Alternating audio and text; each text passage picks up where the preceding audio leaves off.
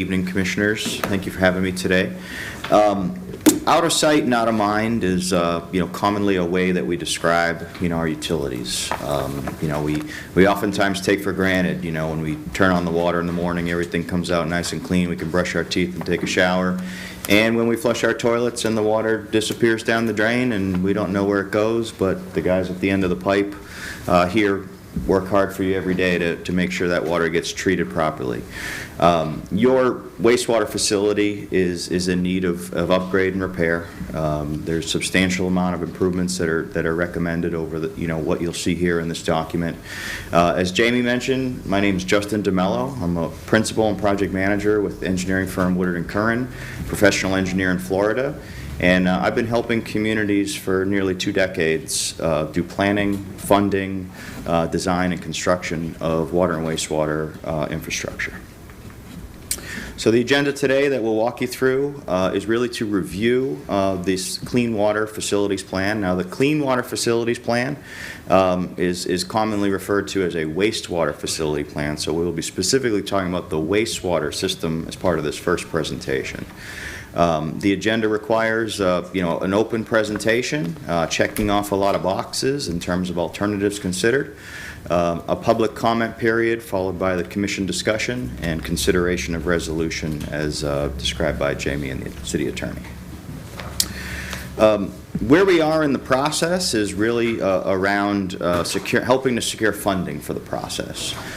We've completed a request for inclusion, and we are finishing up the planning stages of this project where we are evaluating alternatives and developing that 20-year plan and roadmap for what's best for the city. Beyond that, these documents go for agency reviews with your approval. USDA, FDEP, various other funding opportunity agencies, and from there we'd return back to you with how they determine what percentage of loans and grants and other participation they would offer to you to help get this infrastructure upgraded.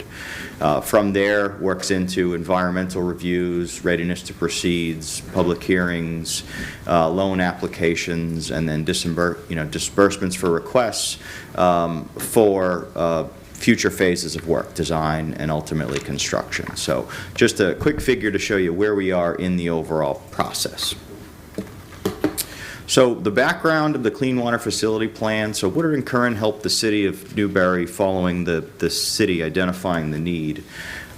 We helped the city secure a $225,000 funding from DEP, and that funding was offered to the city at a 50% grant and 50% low-interest loan commitment. So about $112,000 in principal forgiveness and/or grant, along with $112,000 of 0.17% interest over a 20-year commitment.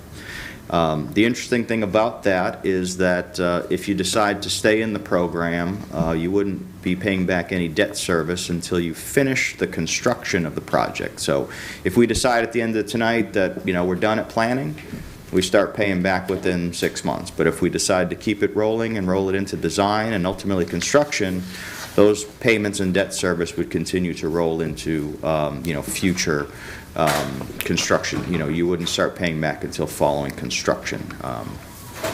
So ultimately, we've reviewed those draft plans with the city staff, and the city staff has agreed with a lot of our recommendations back in January. We've identified those major capital improvements that need to be done. Again, this is a planning document for about 20 years. And the most important piece of this slide is that this document don't think of this document as a planning document that sits on a shelf.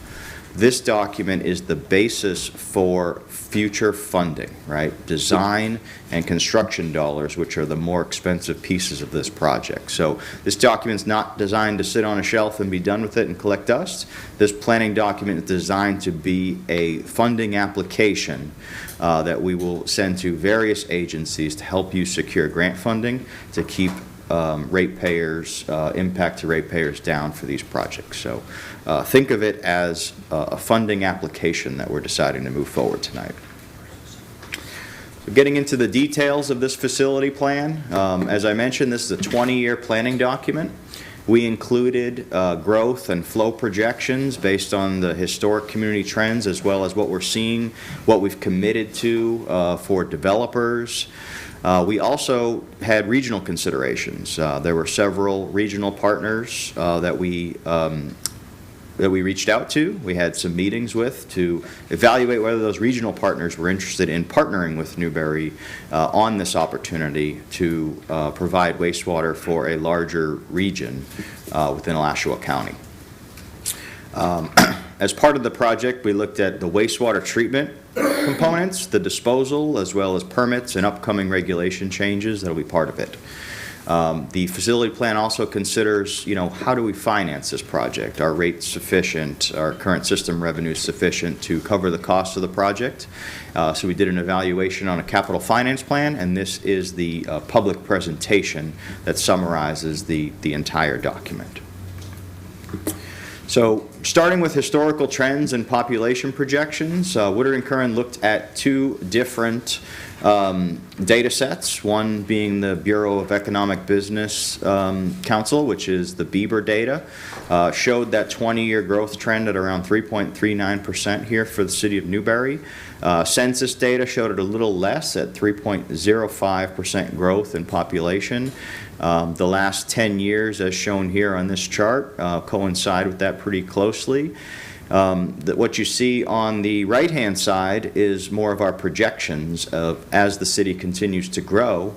At that growth rate of, I think we decided at 3.25, we could sort of split the difference and said about 3.25 growth rate is what's expected.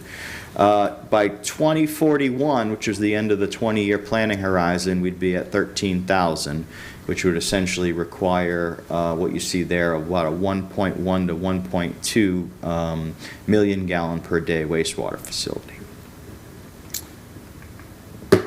So the recommendation that you see in the report is a 1.2 million gallon per day wastewater treatment facility. That facility would be constructed on the existing site that you own, adjacent to the existing wastewater treatment facility. As part of it, as part of the growth, we would need to expand the treated effluent land application site, and I believe the city is in the works on potential purchase there.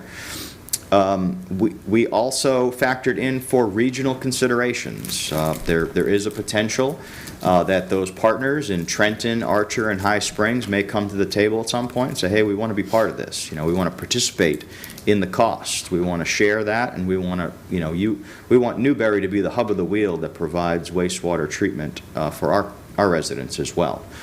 So we would share that dollars per gallon. We'd break down the project cost in dollars per gallon and offer them a rate and say, this is what it would cost for you to design your portion of the project, to construct your piece of the pie, essentially. And that allows for, economies of scale. Obviously, there's strength in numbers with many of these facilities, so there's economies of scale to be had. And the facility that we recommend is expandable based on commitments or based on changes in future growth, right? So those projections, the last 10 years of growth, those are really, we're looking at a crystal ball, assuming that it's going to stay at 3.25 moving forward. It could jump up, the economy could crash tomorrow, and it could go back down to zero pretty quick. So that's an average, and that's a good number that we feel pretty comfortable represents what we'd describe as normal growth.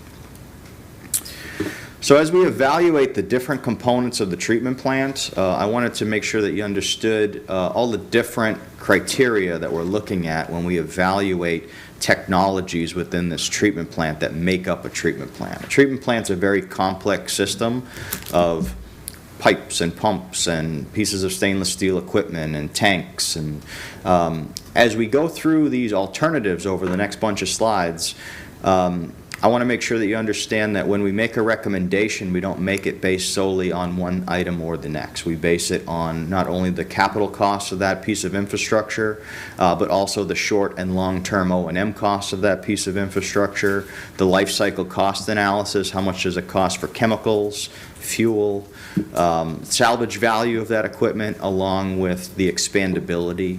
Can we increase the size of it, in the future as needed? Can we add packages onto it? Ease of operation for the utility staff is an important consideration when we evaluate this as well. Familiarity, obviously there's pieces of equipment that are different to operate than others, right? You've got an automatic shifter versus a manual, and ease of operations for the operations staff is important, for them to understand, and familiarity with that, so they aren't learning something new again. And then in addition to that, we look at social and environmental factors as well. So ultimately, when we make a recommendation for pieces of equipment, we're taking a lot of things into consideration, not just, bottom line cost. Really, it comes down to life cycle cost analysis and operations. So I'm going to go through over the next bunch of slides here the different components of the treatment plant that we had to evaluate as part of an alternatives analysis.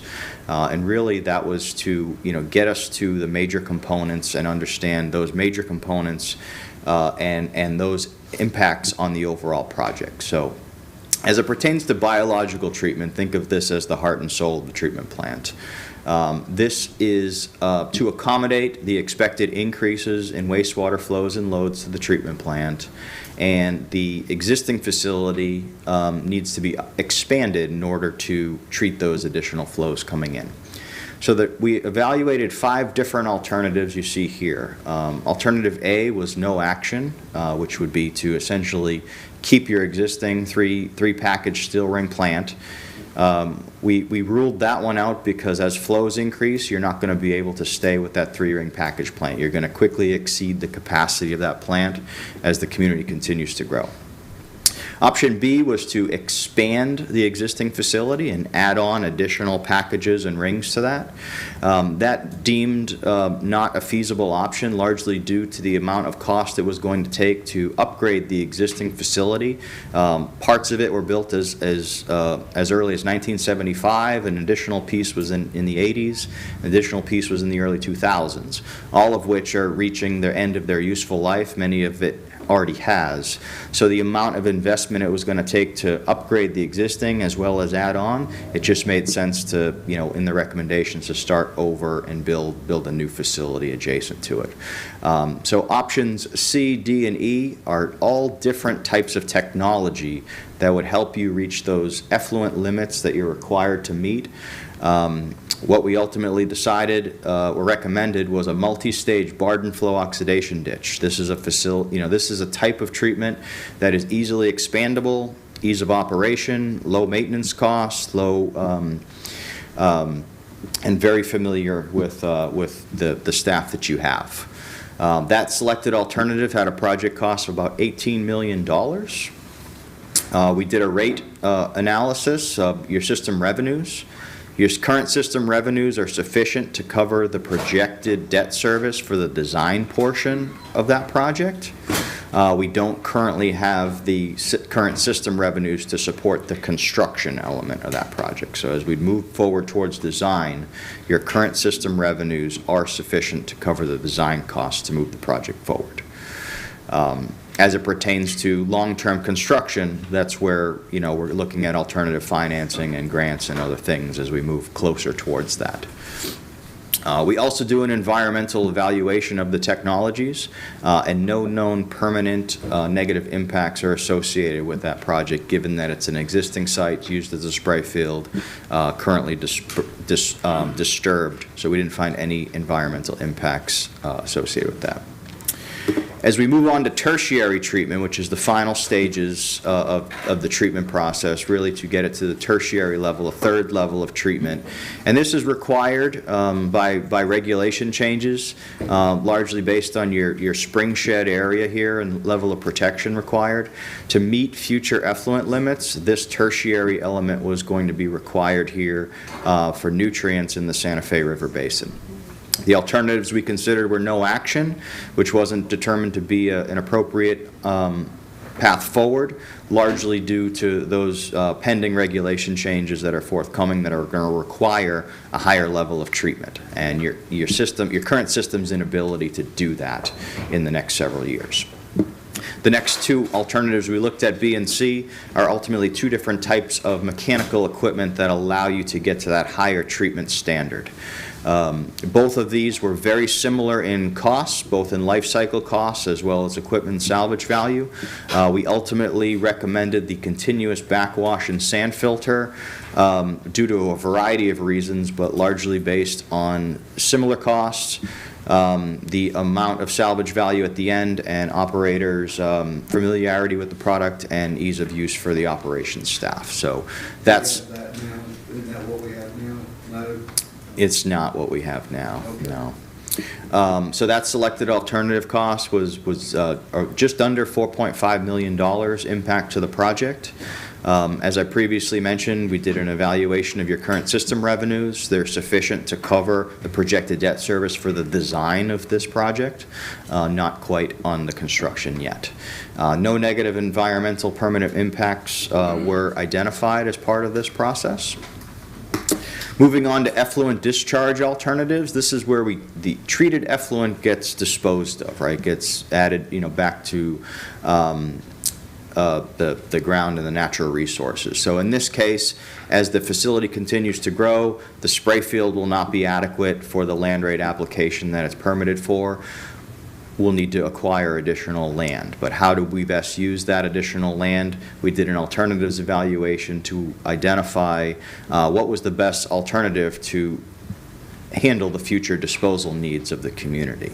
No action was not an option. Staying with your existing spray field, it would be too small. It's only permitted for what you're allotted now for your permit. So as the facility continues to grow, that site would be too small. We'll need to acquire additional land to accommodate the additional flow. We looked at a variety of options, from expanding that slow rate spray field that you have now. That requires a lot of land. So we did a hydrogeological investigation of the site, determined that what's called a rapid infiltration basin, which is a large hole in the ground with sand at the bottom of it, water's applied to it, and then the water's percolated through the environmental buffer of the ground. Great way to dispose of it, but we needed to make sure that that site was suitable for that. So in this case, we're recommending a combination of rapid infiltration basins, new ones, as well as utilizing your existing spray field that you have now to continue to use that infrastructure that you've already invested in. We'll probably have to switch out some nozzles and do some things like that, prevent some maintenance work. But ultimately, that provided the smallest, the lowest cost with the biggest bang for the buck with respect to effluent discharge. We did also evaluate the constructed wetlands. This cost came in the highest overall to construct the wetlands. There's also, operational challenges with operating a wetland as part of your permit, which ruled that one out. But ultimately, that one was the highest cost of the alternatives that we evaluated for effluent discharge. So the selected alternative, being the combination of rapid infiltration basins and spray fields, came in just over $2.5 million. The current system revenues are sufficient to cover the projected debt service for design, and there were no known permanent negative impacts associated with that project. This project does also assume the acquisition of additional land, as mentioned. As it pertains to solids dewatering, when the wastewater process separates liquids from solids, there are solids left over. Currently, the facility dewaters that material, not a whole lot, but basically disposes of liquid, sludge, liquid solids to a land application site on the back of the spray field. This is something that there are proposed regulation changes around that and limiting the amount of application that you can put on that site. Because of that, they're proposing to cut it in half, I believe. So as the new permit is proposing to cut that land application rate in half for you, that would require you to double your existing land application rate to just get rid of the existing that you have now, right? Not included the additional flow, which means additional solids. So as we factor all of that in, the pending regulation changes around that land application, it really became clear that the city needs to address something, to do something to dewater that material, right? Dewater it, meaning take the water out, retreat that water, get it to a higher concentration of solids, and then do something with that. So ultimately, no action was not an option. And then beyond that, B and C alternatives here, a screw press or centrifuge, are two different types of mechanical treatment to dewater solids from the liquid. Ultimately, it was recommended to move forward with the centrifuge.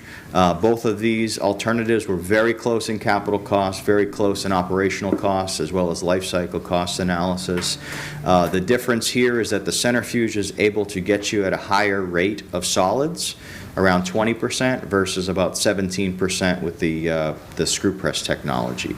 So that that is going to reduce your disposal costs in the end by removing that water and retreating it and having a smaller concentration and a smaller wet tonnage to dispose of. The selected alternative cost for that centrifuge was just over $4 million. The rate evaluation again, consistent, shows that system revenues are sufficient to cover the project debt service, and there were no known permanent negative impacts associated with that project, given that it was going to stay on the same site. Residuals management, this again applies to those solids that are produced off that centrifuge. So removal and disposal of those can pose a significant challenge and long-term operational costs. Again, currently you are taking those and applying them to a site in liquid form. DEP is going to get more and more stringent on that as we move forward in the future. The additional growth in the community would require more land, and therefore we're recommending here to do a composting facility in the city.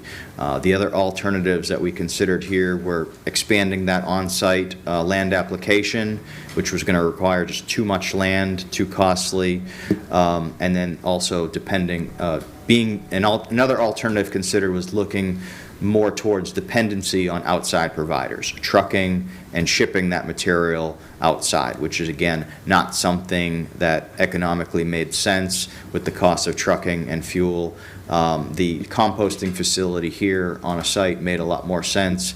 Beneficial reuse to composting offers an opportunity for public-private partnerships as well as economic opportunity for the city to bring in jobs.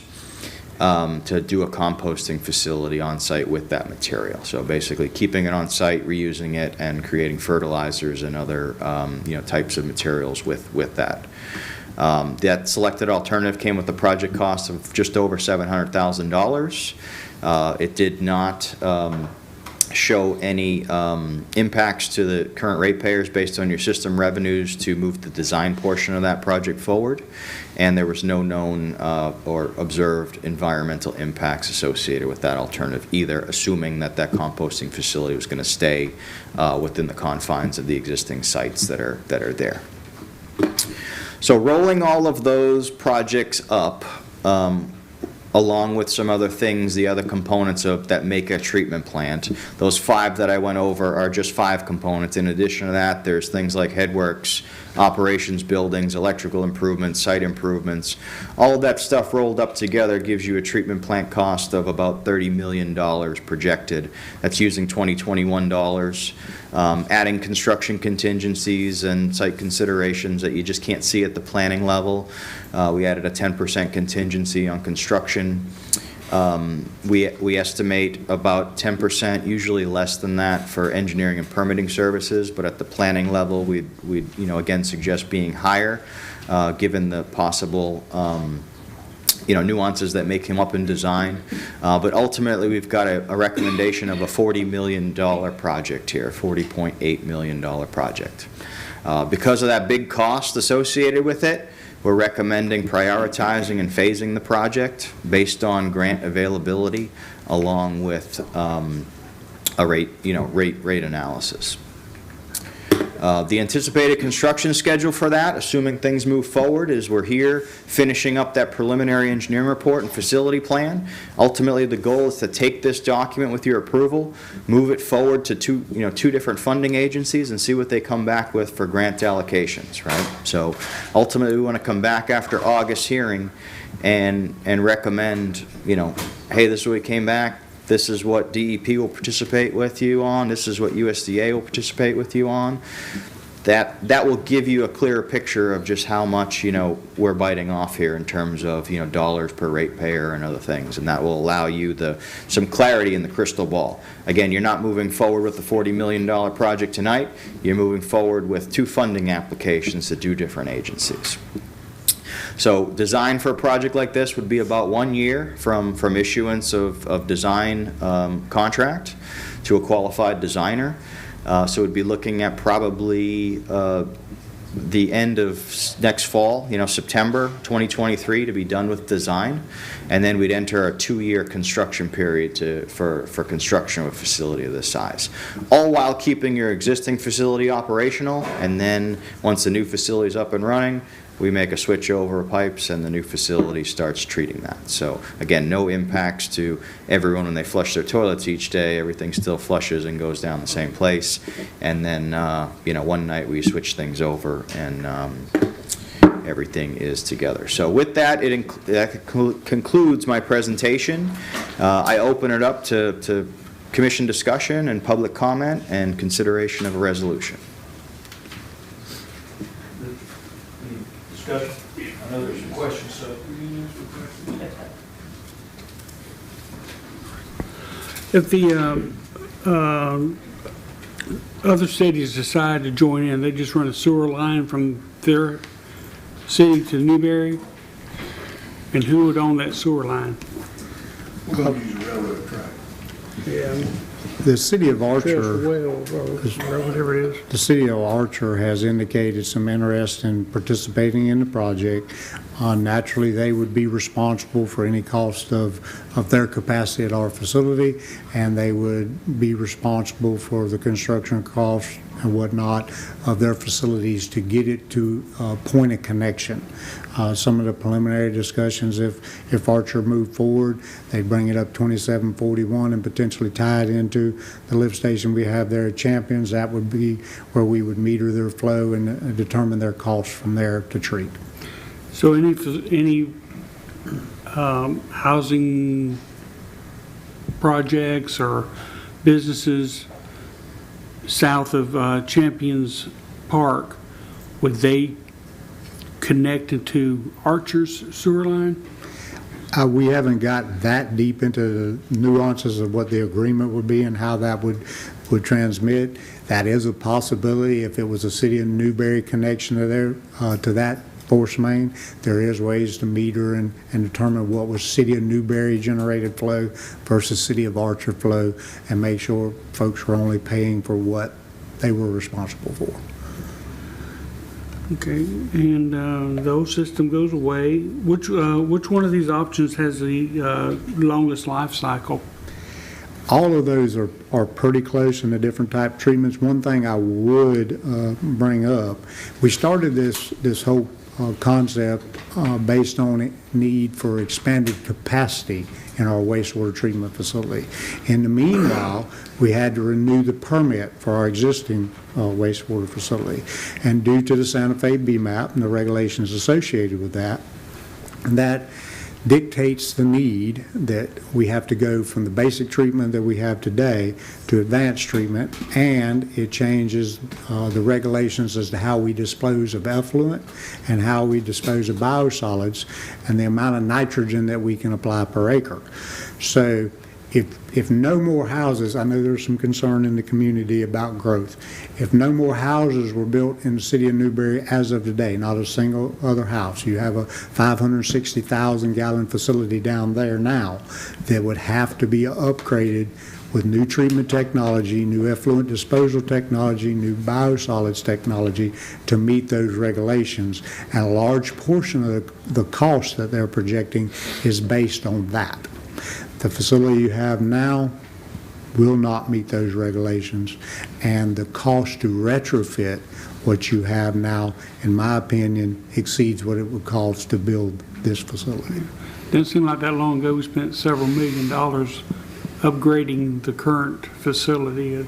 Yes, sir, you did, and what that did was generate additional capacity for you. It did not increase the level of treatment. You have the same level of treatment now that you had in 1975, 1976 when it was built, which was a very basic level of treatment.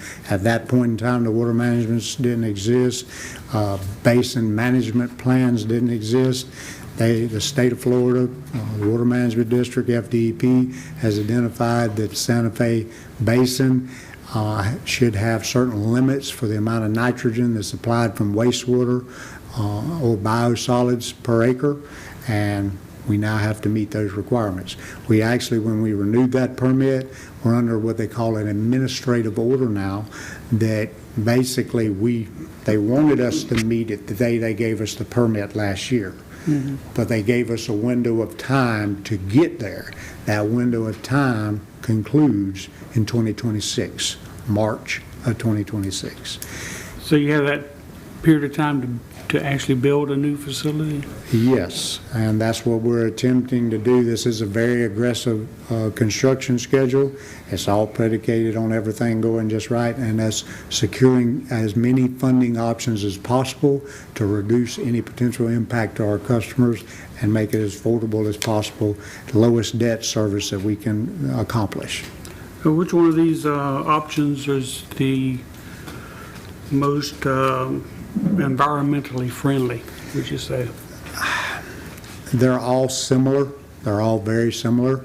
We've tried to, as Justin went through his presentation, certain things that he identified in the steps and the check boxes in there are required for state revolving funds. So that's the reason he kind of paced it the way he did. They will not let you consider an option that's not environmentally friendly, and they're all very similar in my opinion. Yeah, so it was the other kind of my thought process is getting grants from the state or whatever, which I think they'd be more willing to give up some money for an environmentally friendly. I believe the selections we have will make sense when they look at the evaluation of the life cycle costs. When he was talking about life cycle costs, O&M costs, capital costs, all those are check boxes for the state, the funding piece of it. He has to be able to identify, we looked at this, we looked at this, and we looked at this. When you check all those boxes and you run the end number out, then they have everything that's required by statute to consider a funding application. Now, there's a big difference between $18,713,000. That ain't a complete system. These are all add-ons to the system. Right. Yeah, but that's what I'm talking about. The difference between those two, I understand it's like a $40 million. That 700 was an additional piece that makes the whole system. Yeah, the 718 was associated with carrying your biosolids to a composting facility. Each one is But the $18 million one, that's would just that a be piece. that'd be in addition to the $40 million? The 40 million is the grand total. Includes. So think of each one. He's required to break each of those boxes down. So you Can we got show your the slide back to where we had it? Sure. So we can be Yeah, clear on this. let's do that. So think of it as your soup, salad, main course, dessert. The 40 million is the end bill out the door. On page 8 of yours. Oh, page 8? Page 8. This will break it down. And the 30 million Okay. really is, Run back the other your 30 million is this complete. that's right. Plus, then you got the other stuff that's additional to it. That's right. So the 5 slides prior to the one that sums everything up, these are 5 components of the treatment plant that those 5 rolled up with other things that are common regardless of the treatment technology or thing, like an operations building, electrical improvements, site improvements, headworks, right, grit removal. There are pieces of the treatment plant that are common regardless of the different treatment technologies or how you dispose of biosolids and other things. So we evaluated the 5-course meal. In addition to that, you still need your silverware and stuff like that to eat it, your plate. So in total, of those 5 things, plus all the other stuff that, is required to have a full dinner, we get to 40.8. The first 5 slides would have been roughly the 30 million. correct? It would have been, That was those 5 you showed us. It- Then everything else is added to the pot. Right. Okay. And we have a phase one, I guess that we are, the design and everything is sent to the state at that time for phase one, or? Well, basically, as Justin stated, all you're doing tonight is moving the application forward, and the only cost you would incur if you decided after the design was complete that there's no way we can do this, we're just not going to be in the wastewater business, you have to pay that design cost back. There's off-ramps from here moving forward. Like you said, you're not obligating to the $40 million tonight. You're obligating to the design of the project tonight and the cost of design. Okay. Is that it, Commissioner? For now. Commissioner Coleman? Well, I mean, looking at the dates on here, it's now or never, the way it looks. I mean, we need to do something. And I don't see Newberry going backwards. Could you foresee, on these waste solids that we're going to, I guess you dry them out and I guess they homogenize them and they use it for fertilizer. Do you see it not? I mean, because if we go that route and we can't get rid of the solids, that's my only question, which I know it's a big thing. Well, basically right now we take the liquid sludge, which is a very small percent of solids, mostly water, and we land apply that. We're currently allowed, if you get the nitrogen calculation out of that, we're currently allowed to apply about 360 pounds of nitrogen per acre per year on approximately 17 acres. The new nitrogen limits associated with that in the Santa Fe BMAP will knock that number down to more like 160 pounds per acre. So the only reason moving liquid sludge is cost effective in our case is we're moving it 100 yards to our site. Right. If we were having to haul that to a site in Bronson or wherever, there's the permitting costs associated with that, the trucking costs of that, and it would not be cost effective. You'd basically be hauling water. So in that case, you would want to dewater that. That's what this does. You would dewater it to the highest percent solids that you could to make it cost effective to haul it. In this case, we're working with an entity that wants to establish a composting facility in Newberry and make beneficial reuse of those through that composting process. If for some reason that didn't come to fruit or down the road it changed, you always have the potential to landfill those solids. That's a higher cost because you're paying a tipping fee to do that. You also have the ability to permit another land application site where you're land applying the higher percent solids, but you've got costs associated with that. So the most viable option right now is to pursue this composting facility and make it work. As a perfect example, if you go, it's a little higher classification, but if you was to go to Lowe's or Home Depot right now, and you was to look on the shelf and see mill organite, that's class AA biosolids that's produced up north. Been on the shelves for years. We're using our liquid sludge as a soil amendment and fertilizer now on a hay crop. Not public contact, but if you treat biosolids to the right level, they can be beneficial reuse right up to using it as mill organite in potting soil. Well, because a landscaper buddy of mine, that's what he's using right now. It's like 20% nitrogen. I think it's 20-0-0. Maybe a little potash.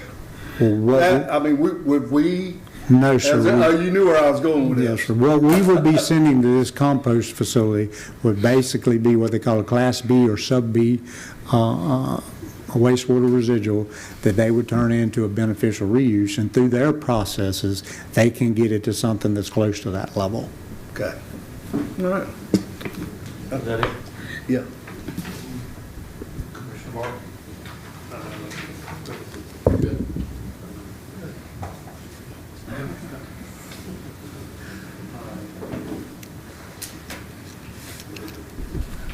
I'm not sure if one of you are answering it or Mike is going to, but it seems we need a pretty close commitment from the other cities to really move this forward. How far are we from that?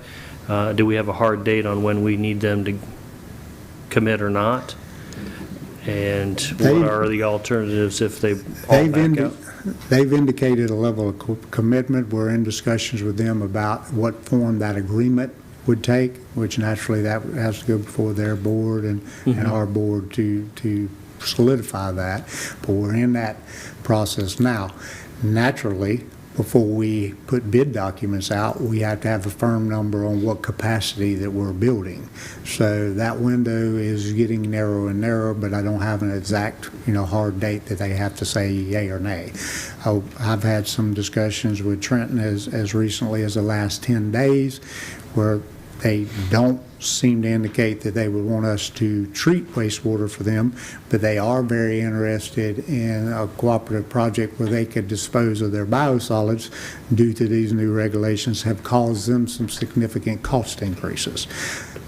Actually gathering that data from quite a few people or quite a few treatment facilities because these regulations or whichever basin that they're in, as they become more stringent, their operational costs have gone up.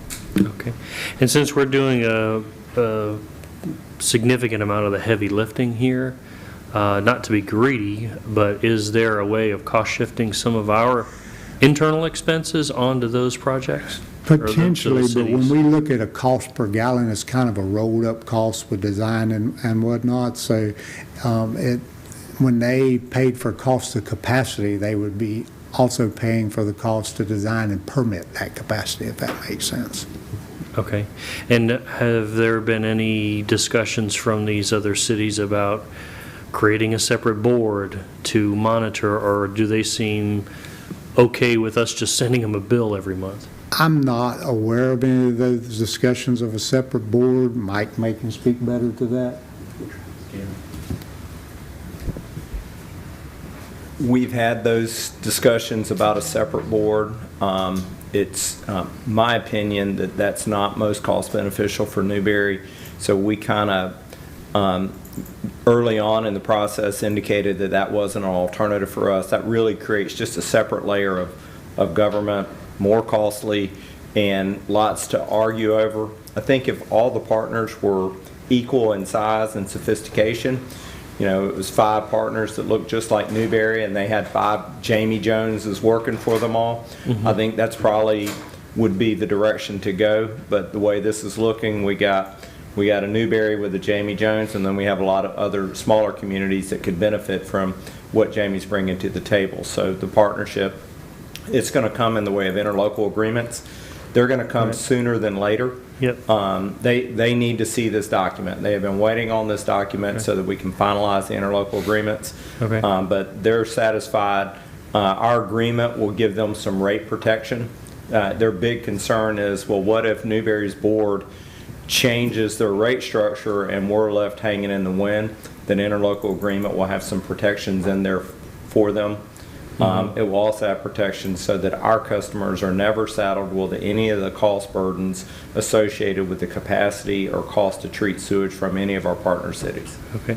Do we have any idea of what difficulty level this discussion is on their side? Do they have significant onboarding costs to connect with us? For instance, are they going to have to do a lot of internal networking on their own just to bring it to a point where they can run it up 2741 or down or east from Trenton, for instance? It's not as if they have a stub out, on the north side of the city, right? The way the partnership is looking now is City of Archer has committed, their board has committed by resolution.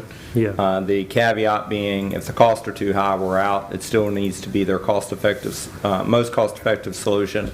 I'm confident that it will be because of the economy of scales that they're going to get in a project with us. Yeah. Their construction project will be putting in the collection system to serve every residence in house, to get it to a central pumping station, and then build a force main. Someone asked a question later that will come all the way to Newberry and connect. The last conversation we had with DEP, they feel like that they will bear the cost for those force mains as an incentive for these partnerships. So they're going to get in the middle and help buy down some of the cost. So yeah, they will, while we're building a treatment plant, they're going to be building collection systems, manholes, sewer mains, pumping Right. stations to get sewage to Newberry. Right. Well, obviously this has kind of been going on in the background for, a couple of years now, I guess. I'm pretty excited to be able to bring this to the table, not only for Newberry, but for the greater Newberry area as well. I know looking in this crystal ball is difficult, but I have all the confidence in Jamie to be able to put this together for us, and I appreciate the help of Woodard and Curry.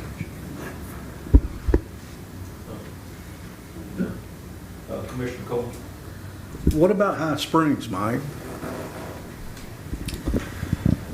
High Springs is similar to us in terms of they have a treatment plant that doesn't treat to the same level, the necessary treatment levels.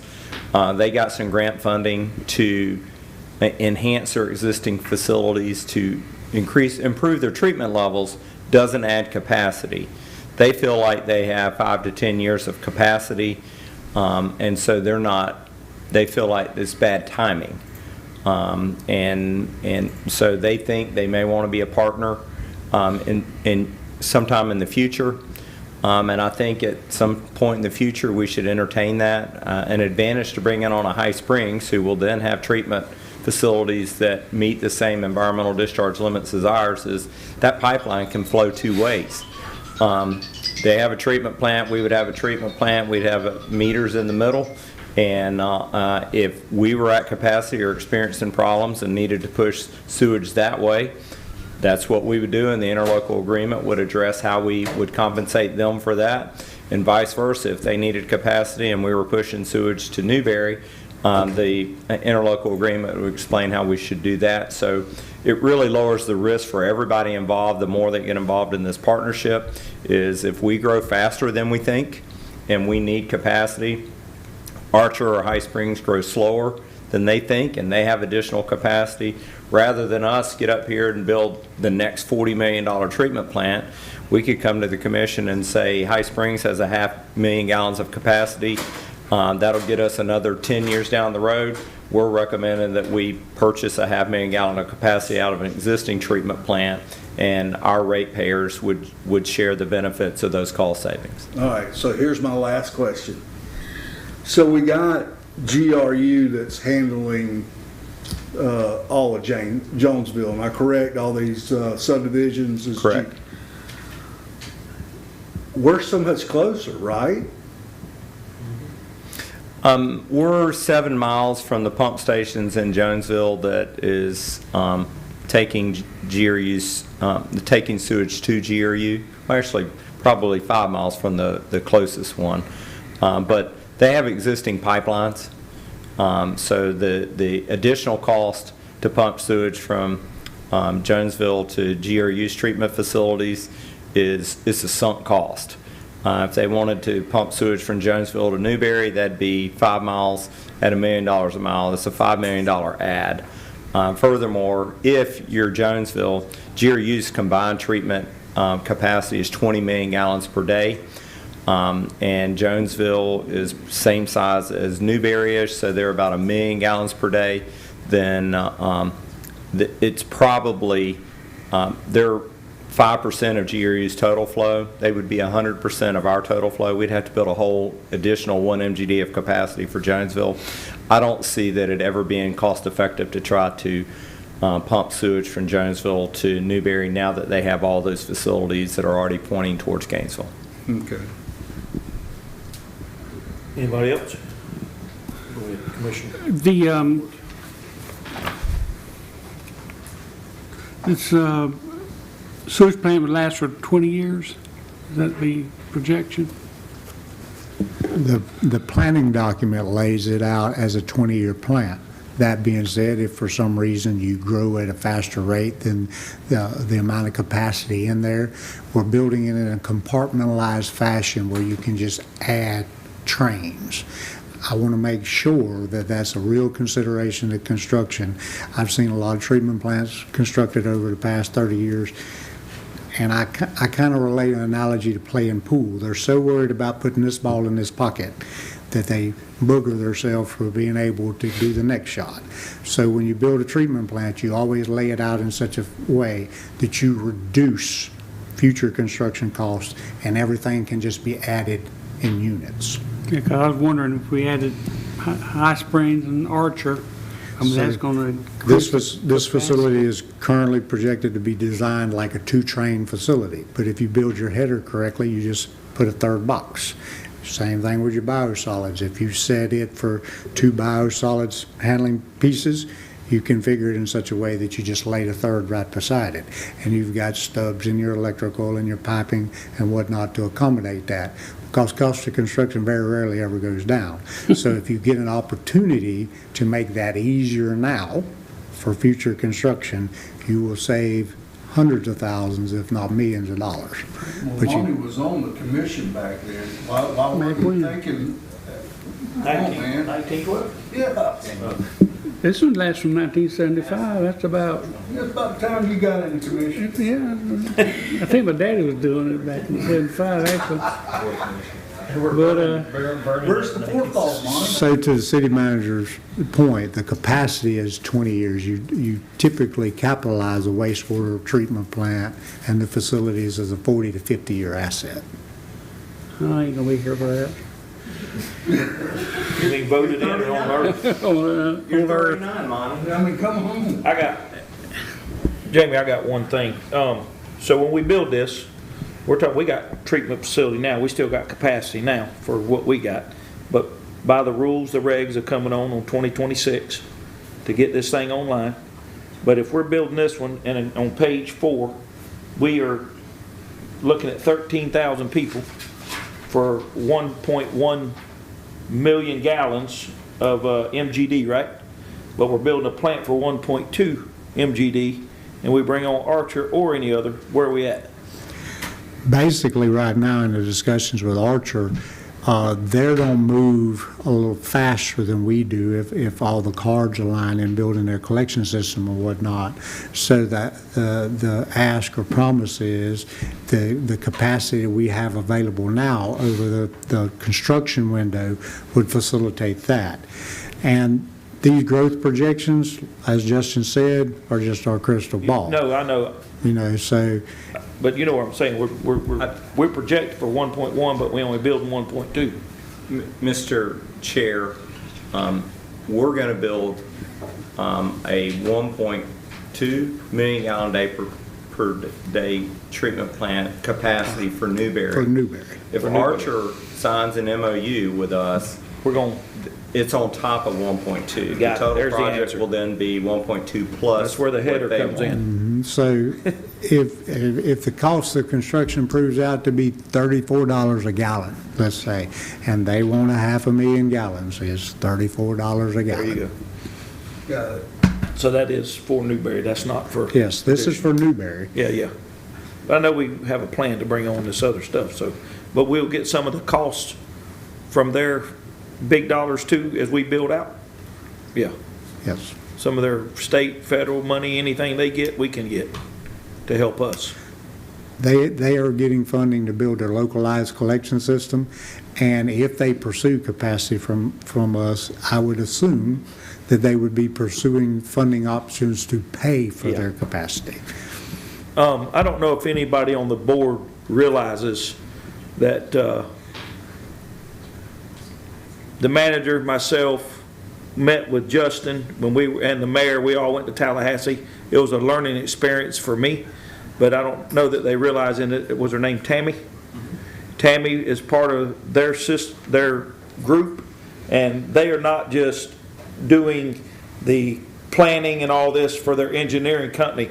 She is literally sitting at the DEP table with us to try to get us money, and if I'm not, we just talked, Justin, it was $4 million, as we discussed getting pretty much. So there's money that they're literally helping us find on the DEP side and the federal, any of the other stuff to be able to get to build this project. The whole goal is a two-funded approach or two-pronged approach moving forward. Design what we need to build and pursue every single funding opportunity that would reduce costs to citizens of Newberry at the same time. Okay. Well, thank you, sir. I know there's a lot out there, and everybody in the staff's been hitting Tallahassee up, including our engineering firm. Okay. Any further discussion? We need a motion to move forward? Yes. I'm on. So moved. Pass the resolution. I've got a motion from Commissioner Martin, a second from Commissioner Coleman. Any public comments? No public comments? Mr. Mayor Pro Tem, Mr. Chair, yeah, I'm having a hard time with that. Where'd I mess up? No, you didn't mess up anything. I would like to confirm that Commissioner Martin's motion includes those 3 steps right there, because the state's going to check us on this. It's listed under recommended action. We're adopting a resolution authorizing staff and authorizing staff. Correct. Thank you. For the record, it's clear then. I've got a motion. Can I get got a second from Commissioner Coleman? All in favor? Aye. It passed unanimously. So the second thing we have here is the loan application to the Florida State Revolving Fund Loan Program, which will be done by Jamie, but this is also a resolution, correct? Yes, it is. So, Mr. Attorney, would you read in the resolutions, please, sir? Mr. Chair, this is Resolution 2022-34, a resolution of the City of Newberry, Florida, relating to the State Revolving Loan Fund Program, making findings, authorizing the loan applications, authorizing the loan agreement, establishing pledged revenues, designating authorized representatives, providing assurances, providing for conflicts, severability, and effective date. The appropriate motion is to pass Resolution 2022-34 upon its reading by title only. Thank you, Mr. Attorney. Yes, sir. Jamie? Well, this is basically the water side of the house, the same process, but it's about a lap down. It's a year behind where we just got to with the wastewater. Basically, we're wanting to authorize staff to transmit the loan application to the state revolving fund, have you adopt the resolution that the attorney just read by title, and authorize staff to initiate development of a planning document facilities plan with a qualified firm. So as you just adopted a wastewater facility plan, this is the first step to start developing that for the drinking water side. And as you're aware, as part of the budgetary process, we identified the need for an elevated water tower to facilitate improved fire flow and service in the State Road 26 corridor east of town. So this is the start of that process, and I think Justin can speak to it a little bit, and then I'll be available for questions. Thank you, Jamie. As you can see here, as Jamie mentioned, we're starting the process on the drinking water side as it pertains to planning, in hopes that, you know, through adopting a planning document and doing an alternatives analysis around the different technologies, whether it be elevated tank or ground storage to meet the city's future needs, the city's able to take that document and again use it as a vehicle to secure the plethora of funding options that are becoming available at the state and federal level. So again, starting that process over. So as it pertains to the drinking water system, as Jamie mentioned, the city identified the need for a new storage to help meet the needs of the city's fire flow as well as future growth. We've identified a funding opportunity with the DEP. They're scheduled to meet in August to review those applications and distribute funds as applicants arrive. We estimate the project to be about $150,000 to do the planning for that project. With that, we anticipate about a $75,000 principal forgiveness grant, along with a $75,000 commitment from the community that would be a low-interest loan spread out over 20 years. Again, you know, the hopes of the project is that through design and construction, using the $75,000 to secure large portions of grant, you know, upwards of multiple millions of dollars to help fund the actual implementation of design and construction of what we believe at this point would be a water tower on the east side of the community near 27. Again, it would be a 20-year planning document, factor in that same growth and flow projections over the course of that planning period, and look at, again, being a basis for design and funding for the more expensive construction elements of the project. So with that, we'll close that quicker presentation with open discussion and approvals. Go ahead, Commissioner Cole. So but there's no need to build a well out that way? Right now, our current water use permit allows us to withdraw annual average of 800 and some odd thousand gallons per day. We're currently, that's an annual average. We're currently close to 675, 685. Pumping capacity, the current wells that we have a pumping capacity close to 3 million gallons per day. So I can pump quite a bit more than I'm allowed to withdraw, and I have a lot of room to move forward to ask for higher withdrawal rates. One of the reasons we're in need of elevated storage tank is the fire flow, and per DEP and Florida administrative regulations, the 2 elevated tanks that we have now, you're required to take them down on a 5-year basis and do an inspection. If you determine if there's any structural work that needs to be done there or coating, say you need to sandblast and recoat the inside, well, that's several weeks to several month project. We have 2 different size tanks, the larger being at Easton. We don't have that big a problem when we take one of the tanks down and it's the smaller one, if we time it at the right point of the year. When we take the larger tank down, then we get into a little bit of technical difficulties, and would be a little higher technical difficulty if we had a major fire event or a major water main break. So the additional storage will facilitate growth. It'll improve fire flow. It'll help the fire department and the citizens continue to enjoy a good ISO rating and lower, property insurance rates. So where do you propose to put the new water tower? We're looking in the State Road 26 corridor, east of town, somewhere west of 202. We've got to find the most likely site property-wise and determine whether or not the site is geotechnically capable of having an elevated water tank constructed there. Because, when you get into 500,000 gallons of water up in the air, you want to make sure it stays where you put it and it doesn't lean over. So once we identify a potential site, we'll start the geotechnical investigations. Once we confirm a site, then we can design from there and ensure pipeline connections from there. So you chose 26 instead of 27? For what reason? Well, some of the known development projects east of 2741, it hydraulically works with the system improvements we have. There is some potential for some development projects to the south portion of Newberry, down off of 2741.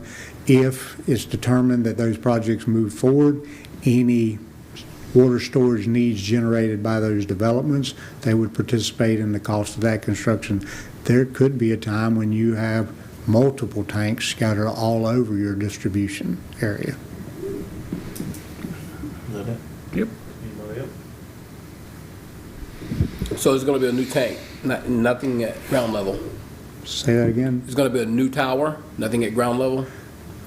I anticipate that it will be an elevated tank rather than high service pumps and ground level storage, because historically in my experience, elevated storage is the cheapest form to construct. You let gravity pressurize the system.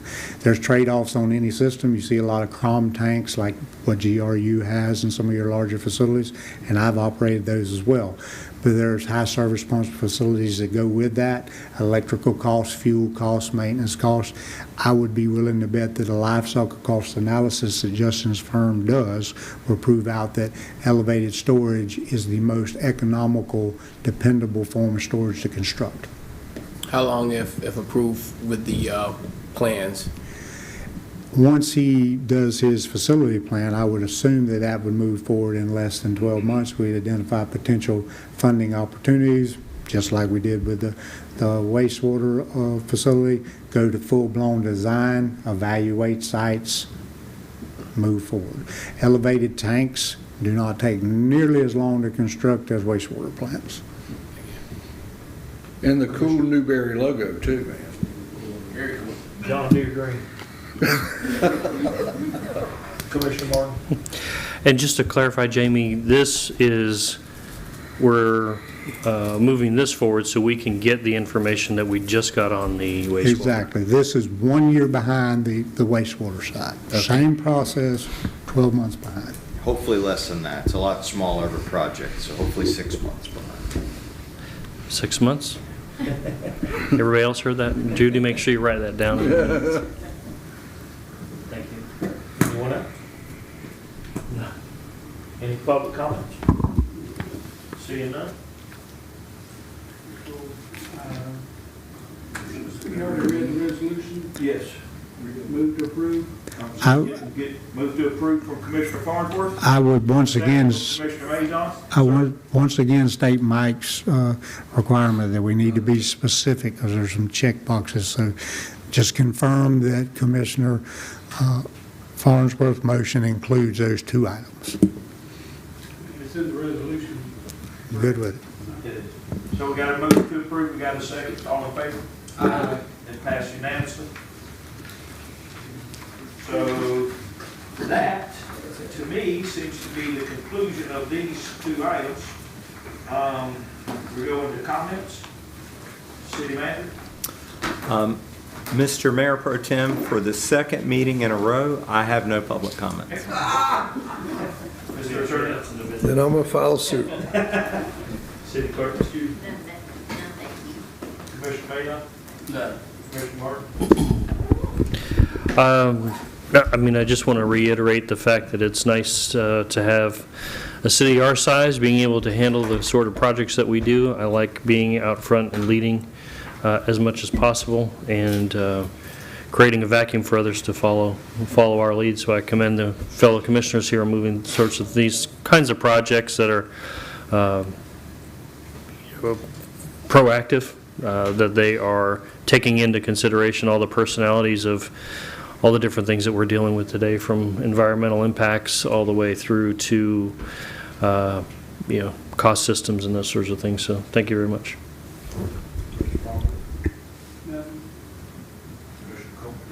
I just want to add on to that. I mean, between Mike and Jamie, the forethought, you two guys are awesome. I mean,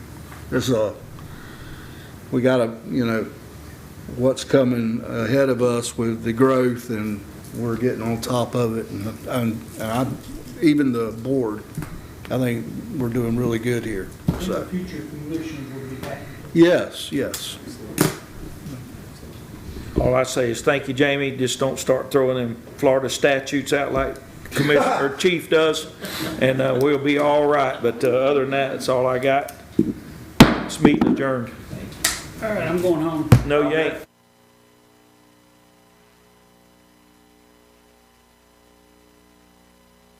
$16 slides we'll do with the budget.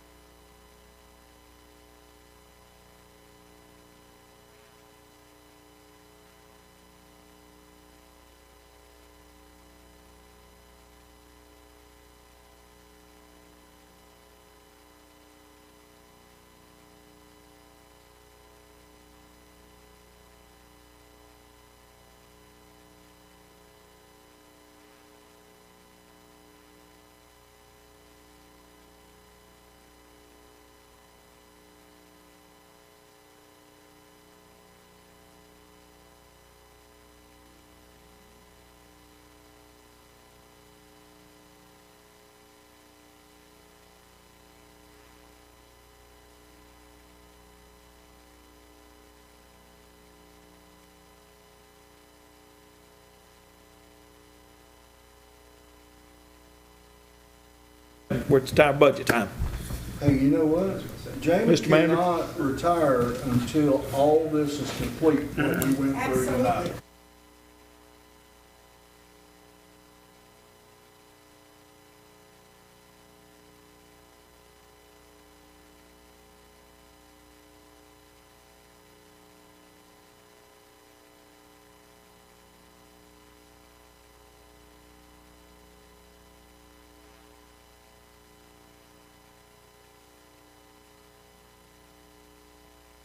It's over.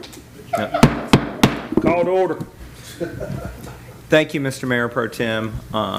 Just following up on your previous statement, if y'all saw that Chief Buckner, who retired today, got a golden axe as a retirement gift from the city of Newberry, I just want you to imagine what our wastewater expert is going to receive golden upon his retirement. Mr. Mayor Pro Tem, tonight kicks off the first of at least 4 budget workshops. We generally, the commission has asked us to annually to have 4 budget workshops to give the commission a chance to really dig into our budget. We break it down into an overview, which is what we're having tonight, which is mostly us speaking to you about the plans for the budget process, kind of where we think we are. We're still early in the process. We don't know a lot of our revenues yet. We haven't gotten that information from certain funding sources, but we'd like to get your feedback on what you're thinking, any big ticket items. We had a really successful budget process and down in the weeds budget process last year. So we think we know where your direction is, but I'm certain that as we go through this process, there'll be some course correction and some new things that have popped up that you'll want to focus on. So tonight we're going to do a general overview. Our next budget workshop will focus on general fund. The third budget workshop will focus on our enterprise funds, our utilities, and the fourth budget workshop is typically a wrap-up. And there's possibly 5th and 6th budget workshops depending on, hey team, we want to dig in a little bit more on a particular item, so we'll schedule additional workshops as requested by the City Commission. Tonight's presentation is going to be led by Assistant City Manager Dallas Lee, who serves as our Chief Financial Operator. I think he told me this is officer, sorry about that. I think he told me this was his 11th or 12th budget that he's put together for the city of Newberry. So that puts him 40 or 45 workshops in. So I think he's very seasoned at leading this discussion, and I look forward to what he has to say. No, I know what he has to say. We developed it together. So I'm going to turn it over to Dallas and look forward to your feedback. Good evening, Mr. Mayor Pro Tem, City Commissioners. This is going to be, like the manager said, pretty high-level overview. We really dug into the budget last year and had a lot of really good discussions. Commission made a lot of really good hard decisions. So we're hoping this year's budget process is a little easier. This year is a lot of implementation of the decisions you guys made last year. I'm going to go through the PowerPoint presentation. If you have questions, please ask them at any time. But it's, like I said, it's going to be pretty high-level overview. If you have any feedback of anything you'd like to see in the budget, now would be the chance to let us know so we can get it into the manager's recommendation. And then after this meeting, we'll be reaching out to each of the commissioners to set up a meeting with you to discuss the budget one-on-one. Need one?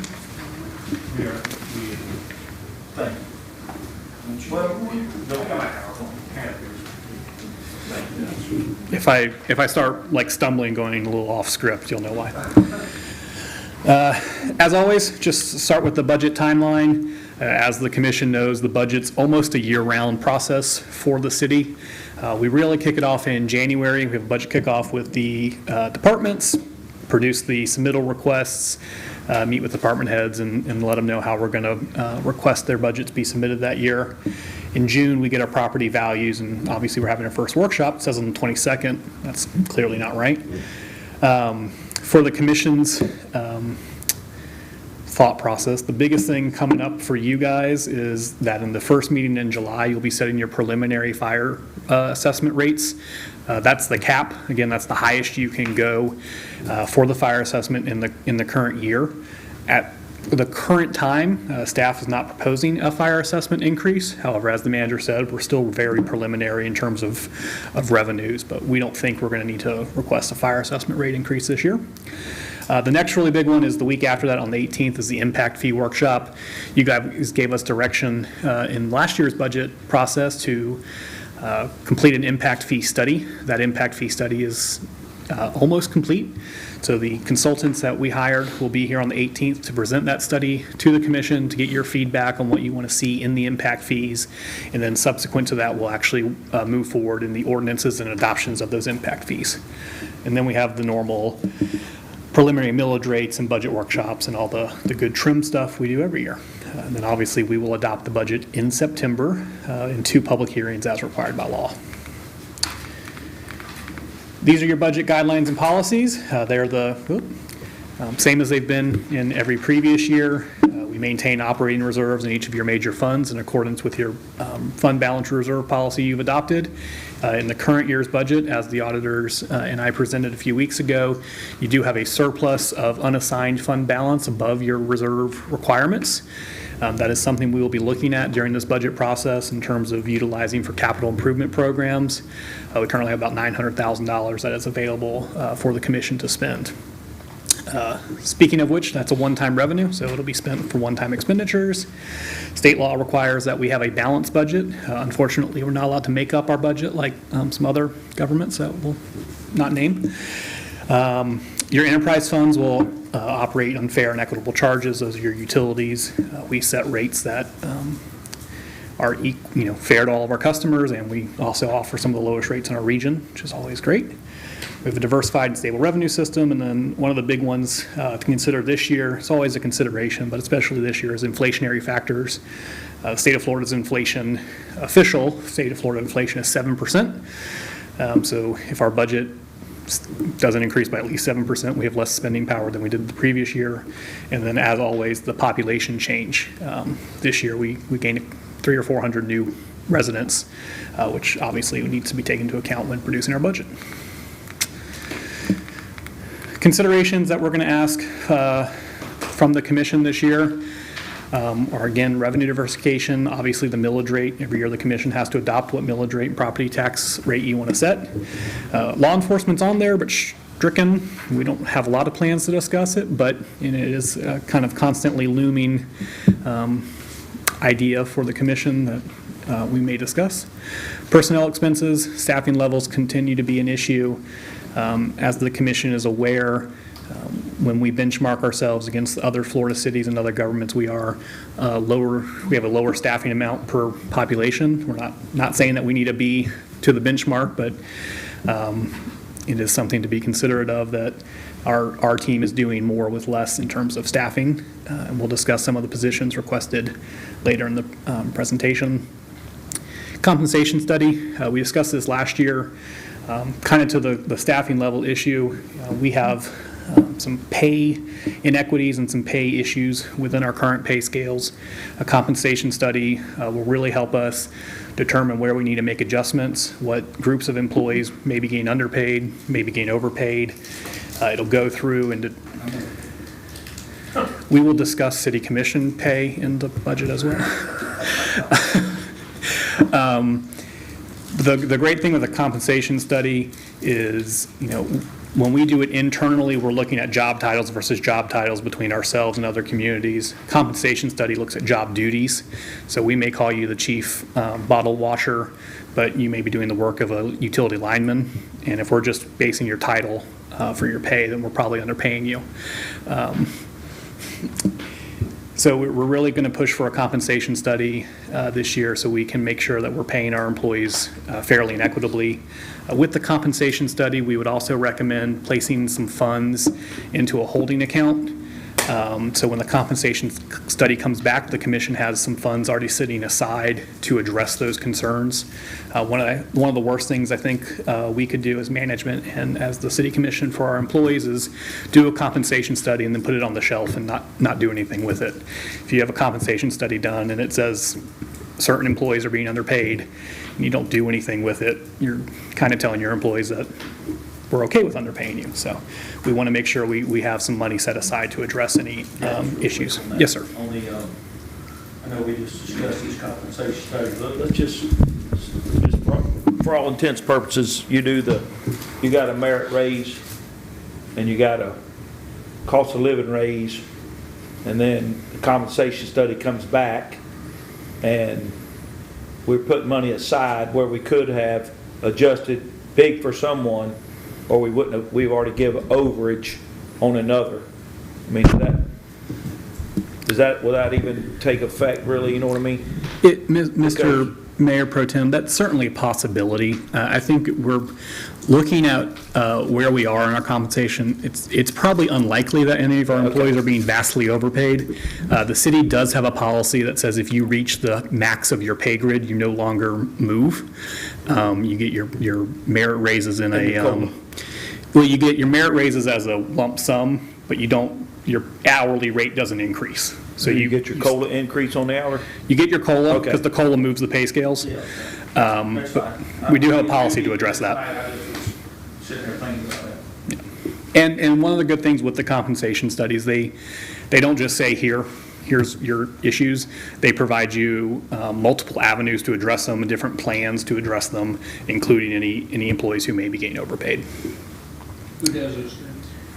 There's a variety of different firms that do them. One of the big ones in local government is called Evergreen. They are an HR consulting firm. They do a lot of local government studies. They've done Alachua's, they've done Alachua counties. They did City of High Springs. There's a couple of bigger consulting firms whose name I'm forgetting. There's them. We use them. Who's our insurance broker? Assured Partners. Assured Partners does it as well. So it would go to bid. It'd be a big enough item that we would need to go to bid for it. Minimum wage amendment. As the commission knows, the minimum wage is being increased to $15 an hour, $1 a year. Last year, the commission adopted a policy on how we would step into that. That's a scaled merit increase with a flat portion that slowly moves those employees who are making less than $15 an hour up to that $15 an hour while still addressing compression, so we don't all of a sudden have half of our employees all making the same amount of money. So we will continue that process, and that's linked to your merit raise process. Capital improvement program, obviously always a big topic in the budget, so we'll discuss that. Talk about long-term debt, talk about how to pay for the $40 million wastewater plant Jamie wants to build. Utility rate adjustments, as always, we'll look at those. It's just Jamie's one, you know. We already discussed fire assessment, and then the ARPA funding. Last year, the commission allocated the majority of the ARPA funding, but you do have about $500,000 left that is available for consideration.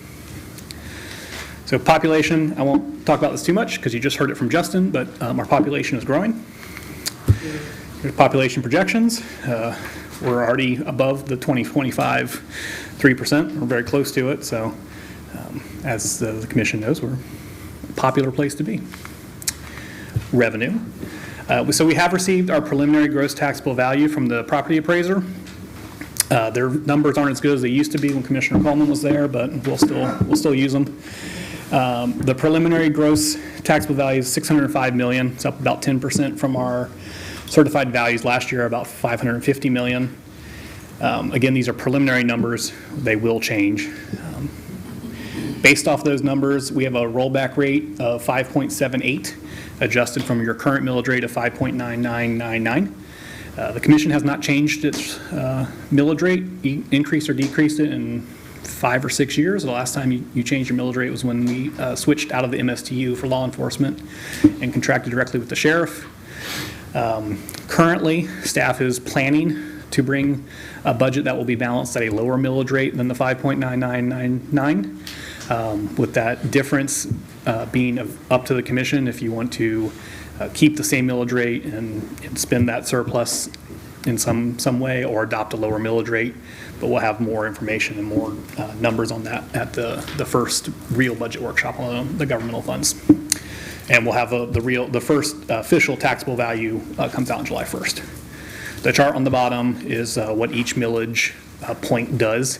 It says increased, it could go either way. If you decrease your millage by 1 mil, we would lose 574,000. If you increase it, we would gain 574. And then your last column there is the actual effect on a customer, homeowner.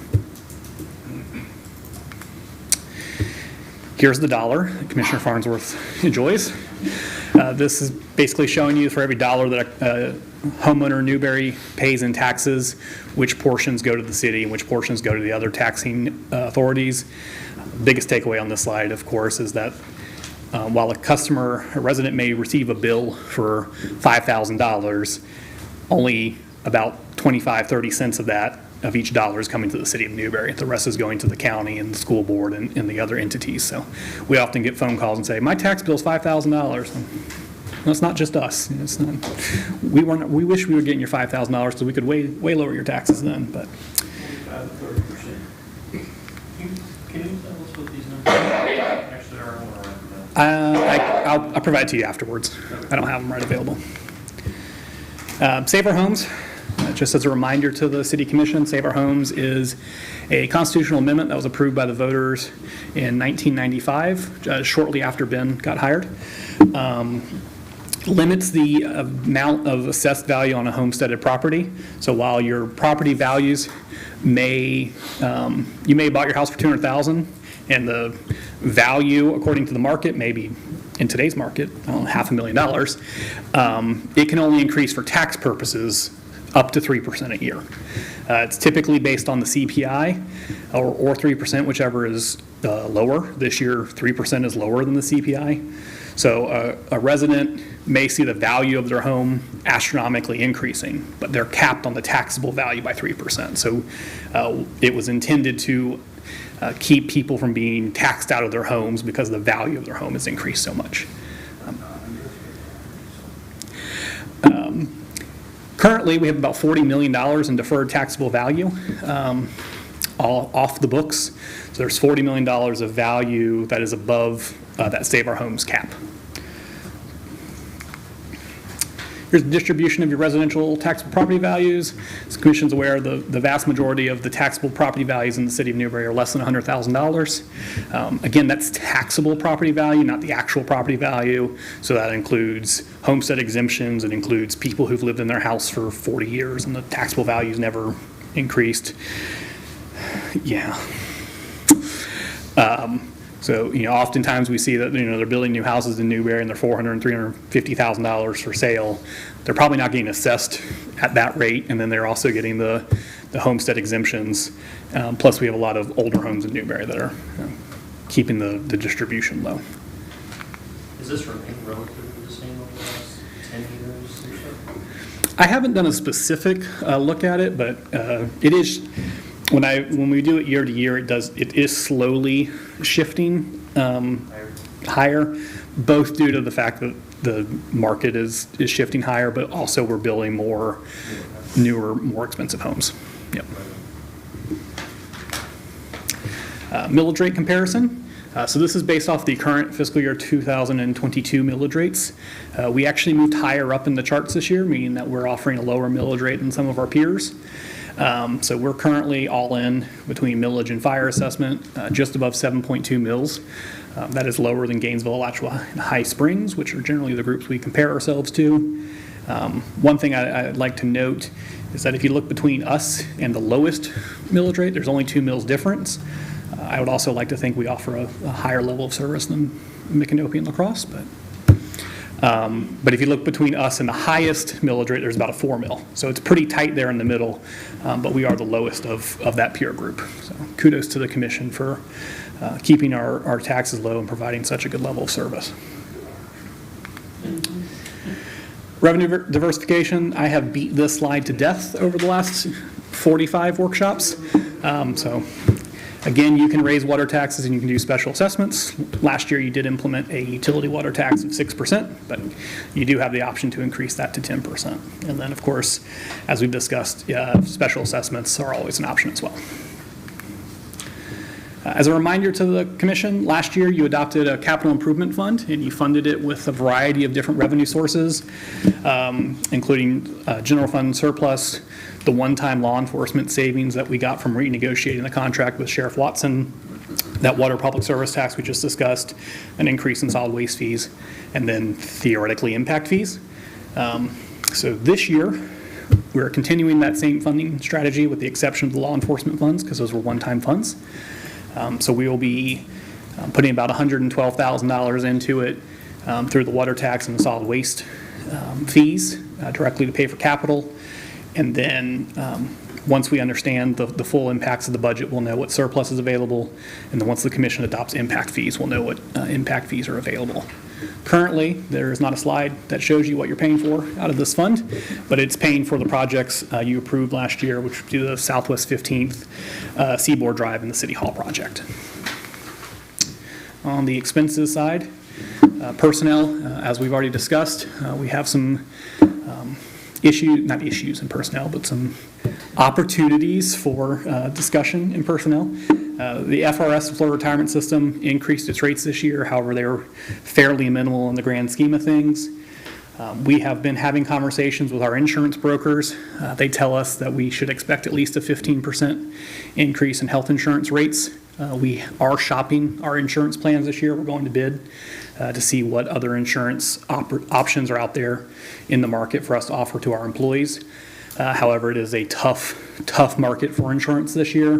It was a very tough market last year, but we were able to come in at a 2% increase last year. So over the 2 years, we're not too bad. I know some of our peers were having 20+% increases in their health insurance. So we are currently planning your budget off a 15% increase. Compensation, we've already discussed merit and COLA raises. We'll continue that process, the compensation study minimum wage. In terms of long-term staffing, as I mentioned earlier, we're looking at where we fall in terms of benchmarking with our peers as well as the workload in our various departments. Currently, there are at least 6 positions requested in the budget. As I mentioned earlier, the manager has not finished his review of the budget, hasn't made a recommendation yet.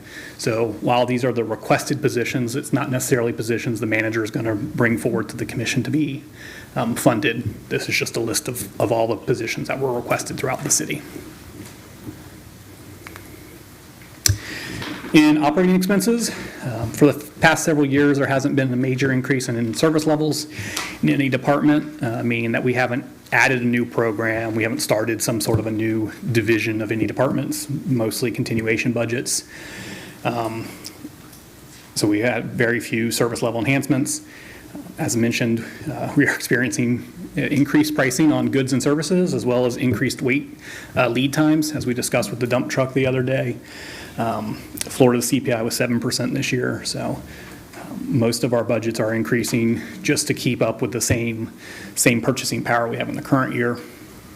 As we discussed pretty thoroughly last year, the state of Florida's permit requirements in our wastewater and water departments have increased, which are going to drive additional expenses again this year. There was a fairly good increase last year.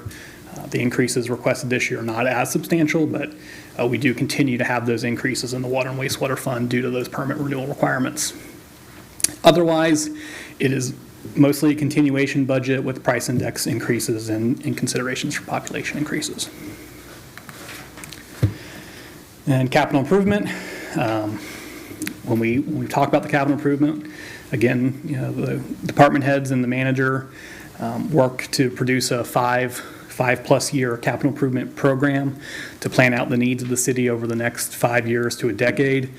We look at all the different varieties, all of our assets, what needs to be renewed, replaced, new assets that need to come online. If you look at our capital improvement, the wastewater plant has been in there for 8 years, and now it's coming up. So we'll have some robust discussion about capital improvement. One new thing this year is the CRA. The CRA will have real money this year. Last year it had about $16,000. Next year we are projecting about $100,000. That's money you can do a project with. So we will have that additional capital improvement program to use for our benefit. With the American Rescue Plan Act, or ARPA, the City of Newberry received about $3.1 million. City Commission authorized the use of about $2 million to fund these projects in the current year's budget. Most of these projects are underway in some fashion. The commission has $530,000 remaining that has been unallocated. The commission made a decision last year to discuss that remaining balance in the current budget process. Per our conversation on Monday night, there's maybe $100,000 of that money going to be used for the dump truck. The commission will make that final decision at your next meeting. And that is it. Yeah, real quick. Yes, sir. We scrapped that $70,000 fire truck display. No, sir, it was budgeted. It's in the current budget. Really? Yes, sir. It's mostly design. Really? Mostly. I thought we scrapped that thing. bid yet, but it's mostly design. May have been a 3-2 decision, but it made it. Oh, we can still scrap it.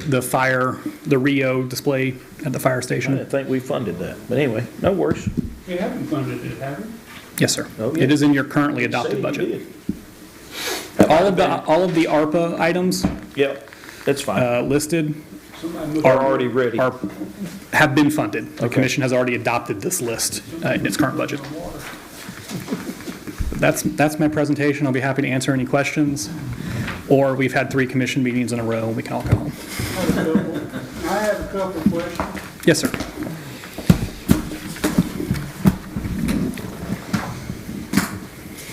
Commissioner Clark had mentioned to me something about a program with the Florida State Retirement, that we could get more money. What was that, sir? We need to. You're talking about on our retirement? Yeah. It comes up on HR, but the legislation has to open it, and then our staff has to apply for it for us to get our 3% as elected officials. We're under the 1.6 program. Yes, sir, Mr. Mayor Pro Tem, that is correct. The couple years ago, the commission directed us to enroll you guys in the elected official program, and when we looked into it, state law says that you either have to have elected to join elected officials when the city of Newberry originally joined FRS, which was forever ago, or the legislature has to pass a bill that allows an opening, and it hasn't been opened in like 15 years. They think every year they say probably next year, So you but need to call Chuck. That's correct. we do know that as soon as it opens, we've already been given direction to apply. What's up, Chuck? Do we get retroactive? No, sir. So these years will be 1.6 and then. Yeah, you'd have regular class and then you'd move into elected official class. Does the League of Cities do anything regarding the insurance as far as trying to get better rates for the cities, or are they not involved in it? So the League of Cities offers a pool insurance, but they offer very bad insurance. So we can look at them. Historically, the insurance offerings they offer to employees is a very poor plan and does not save all that much money. As I mentioned, we are shopping our insurance plans, so we're looking at other options. One of the options we're looking at is we are in a pool insurance group for our commercial insurance, our workers' comp. They also offer health insurance, so we're looking at their plan. But from what the conversations I've had with them, it's not a substantial savings, but we are looking. The biggest thing with insurance, obviously is dependent care. Our dependent care coverage is very expensive for our employees. In fact, most of them don't take it because it's just unaffordable. But to generally lower the insurance rates, we either need, to lower them, you just have to pretty much get a worse plan, a less rich plan for our. And are we setting aside any money for our own police department? At this time, no, sir. There is no money being set aside I thought officially we for were police planning department. on doing that. Mr. Farnsworth, you did that the other night when you disapproved that $500 for those little You talking about that professional? It's a sponsorship, Mr. Farnsworth, but don't worry, we're putting that for the first blue light. Mr. Mayor Pro Tem, just to speak to Commissioner Farnsworth's question, as you know, Monday night we got our vision and the results of our community visioning process back, and you guys adopted it. One of our goals addresses public safety, And in considering that with our leadership team and staff, I believe that and having discussions with the mayor, because it seems like every few months we're revisiting the idea of where we should be with that. I'm going to encourage the commission to let's consider a planned start date as part of this budget process. Let's pick a time out there. It's the commission's decision. I was thinking 27, 28. It can move every year, but at least now we've got it programmed in. It sends a signal to Alachua County Commission. This is our intent, because they recently considered pulling $1 million out of the sheriff's current funding to make up for what they characterize as their loss in funding from Newberry, because we have a contract rate and are not in the MSTU. So I think that if it would help that situation if they had an idea of when we think we would start our own police department. It doesn't lock us in, but it is a plan. It also sends a signal to Sheriff Watson about what our plan is. Now, he's always been very supportive of, hey, when Newberry's ready to build their own police department, we're your partner. We're going to help you get there. So I don't think he would oppose it, but it allows us all to say, here's our target date. Every year during budget process, we could adjust it, we could pull it in, we could push it out, but at least it's not a recurring every year, should we or should we not. It goes ahead and says this is what we're planning to do. So I'd like to have that conversation. It'll be part of the next budget workshop, because that's general fund, if the commission would like to have the discussion as well. And also, I was interested in maybe expanding the realm of the fire hydrants to outside the court and the main area here. I don't know how far out they go. I don't know if somebody could provide a Sounds like a great project for our new fire diagram, and chief. we can try to figure out what we can do about getting the fire hydrants out to these people in the more rural areas. We have a map. Jamie says we have a map. What's our, by not sitting here, what's our assessment on the fire department for the amount of money they get a year? What's our budget? Off the top of my head, their budget's 1.6 million. And that's strictly off of our assessment? No, sir. We cannot fund the fire department solely out of fire assessment. What is our assessment? What I'm asking, are we Of how much revenue is the same way? No, Can we do that? you cannot have We cannot do that. you cannot have a police department assessment, Okay. because you're only allowed to assess for the benefit to property, and the courts have ruled that police don't benefit property. I don't know how that makes sense. Okay, so that's strictly a budgetary item, no way to It'd be a millage. millage. Now, in that conversation, currently your millage rate already includes the sheriff's contract portion. So we wouldn't have to increase the full amount for law enforcement. We're already, halfway there. Getting started is our savings money. Yep. And our current projected cost, it's our contract rate for next year is $930,000. I know that off the top of my head because I saw it last week. I don't have that memorized. We think that the cost to run the police